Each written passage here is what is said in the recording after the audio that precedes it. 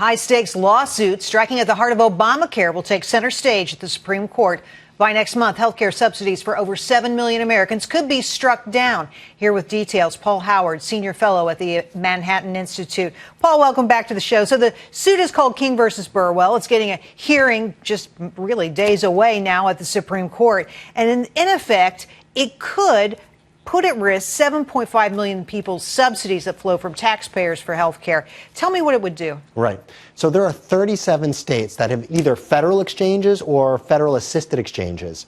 If the law is, if the Supreme Court holds the law says exactly what it says in plain English, exchanges established by the states are eligible for subsidies, that means that those 37 exchanges are not eligible for subsidies. So the state subsidies would go away. If the federal subsidies would all go away, only the 13 states that set up their own exchanges would keep the subsidies. All right, so let's take a look at the numbers and what that means. So there are 8.8 million people on federal exchanges, 2.85 on state exchanges. You can see how these numbers break down and how it puts so many people at risk here.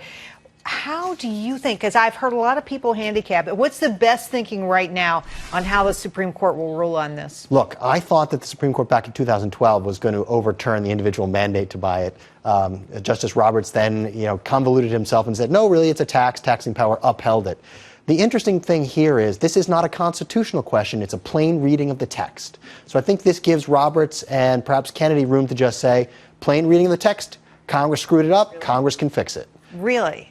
Well, and then what happens? So that's the $24 million question, right? Because if King versus Burwell, if the people bringing the suit, if they prevail, surely there's something the administration's going to do to keep Obamacare as law. So the administration's been saying, no, we have no backup plan. Oh, That's ridiculous. Of course they have a backup plan. I think they have two plans. Really? One of which is for HHS, the government, to say, Republican governors who don't have state exchanges, just deem the federal exchanges as state exchanges. Presto, it's legitimate. You get your subsidies back. Super easy. Super easy. And the second plan is just to mercilessly browbeat the Republicans in Congress and the Republican governors and say, well, this is your problem. Can we please talk about the impact of this and what's going on in terms of costs? Because I'm reading that administrative costs for this law, ACA, Obamacare, are going through the roof. What's happening and why? Well, I'm a little skeptical of that study. It was put out by a group that's actually Physicians for National Health Plan. They're advocates for single player.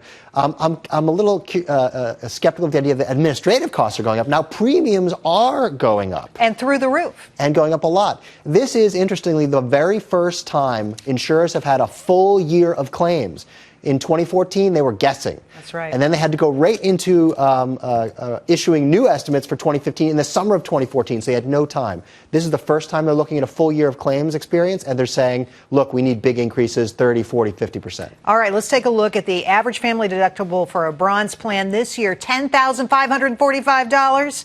In 2013, it was $4,200. So you get sucked in by this number in 2013, and then suddenly, bam, you get hit by a huge cost. How do you think people are going to react? They're going to be unhappy. I think what you've heard from a lot of people is, this is before your insurance kicks in. So this is you're paying premiums, and then if you get sick, you could face a $5,000 or $10,000 or more premium before you even get to the insurance coverage. Obamacare has tied the hands of insurers and said, look, there are only really two things you can do. You can raise your premium or raise your deductibles, and that's about it. So choice has really been restricted, and consumers who aren't eligible for subsidies are feeling the pain. Absolutely. We're hearing from so many people who just don't want to pay for that.